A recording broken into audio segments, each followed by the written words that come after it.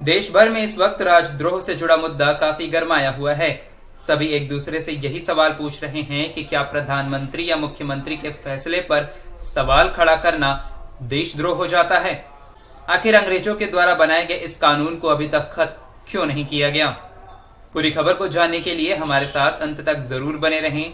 नमस्कार, मैं हूं श्रेय आर्या और आप देख रहे हैं दिव्य जोड़ भारत।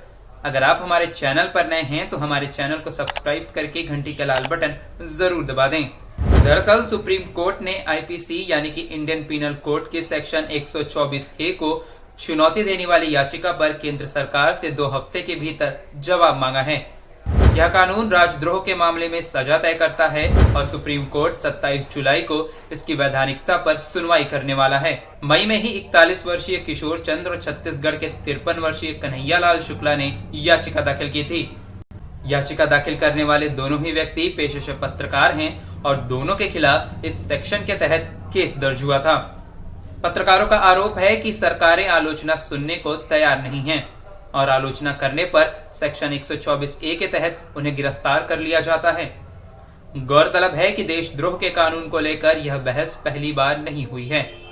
पिछले ही महीने विनोद दुआ के मामले में सुप्रीम कोर्ट ने सरकार को कड़ी फटकार लगाई थी। अगर हम आपको आसान भाषा में समझाएं तो आईपीसी की धारा 124A राजद्रोह के मामले में सजा का प्रावधान करती है। लेकिन सवाल तो यह भी उठता है कि आखिर कैसे पता चलेगा कि व्यक्ति ने राजद्रोह किया है या फिर नहीं। कानून में राजद्रोह के 4 स्रोत बताए गए हैं। बोले गए शब्द, लिखे गए शब्द, सांकेतिक, कार्टून, पोस्टर या फिर किसी और तरह से ऐसी प्रस्तुति जो सरकार का अपमान करती है या फिर उसके खिलाफ नफरत फैलाती है, उसे राजद्रोह माना जाएगा। हालांकि इसी कानून में एक स्पष्टीकरण यह भी है कि कोई व्यक्ति सरकार के फैसलों पर टिप्पणी कर सकता है, बस उसमें अपमान या फिर नफरत नहीं दिखनी चाहिए। दरअसल आईपीसी की धाराएं अंग्रेजों के वक्त से ही इस देश में लागू हैं। 1908 में बाल गंगाधर तिलक और 1922 में महात्मा गांधी पर भी यही कानून लगा था। आर्टिकल 14.com की रिपोर्ट की माने तो औसतन 80 के आसपास देशद्रोह से जुड़े मामले हर साल सामने आते हैं। लेकिन चिंता की बात तो यह है कि मोदी सरकार में अभी तक देश भर में कुल 7,000 से भी ज्यादा व्यक्तियों के खिलाफ इसका इस्तेमाल किया गया है। अगर इन आंकड़ों को पिछली मनमोहन सरकार से तुलना करें तो यह दुगने हो जाते हैं।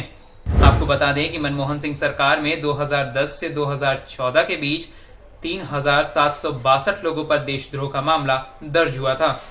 साफ है कि वर्तमान सरकार बेलगाम इस कानून का इस्तेमाल कर रही है। दरअसल सुप्रीम कोर्ट से आज जो सवाल किया जा रहा है वह 6 दशक पुराना है। केदारनाथ सिंह बनाम बिहार सरकार 1962 के मामले में भी कुछ ऐसा ही देखने को मिला था। अब हुआ यह था कि 1953 में फॉरवर्ड कम्युनिस्ट पार्टी के नेता केदारनाथ सिंह बिहार के बेगूसराय में रैली कर रहे थे। वहां पर रैली के दौरान आईएनसी के खिलाफ उन्होंने कुछ अपमानजनक शब्दों का प्रयोग किया था, जिसके बाद उनके खिलाफ राजद्रोह का मामला दर्ज हो गया। फिलहाल तो पूरे देश को 27 जुलाई का ही इंतजार है। इस दिन सुप्रीम कोर्ट की तरफ से क्या निकल कर आता है, यह तो देखने वाली बात होगी। फिलहाल के लिए इस वीडियो में सिर्फ इतना ही। देश और दुनिया की तमाम खबरों के लिए आप बने रहें हमारे साथ। प्रणाम।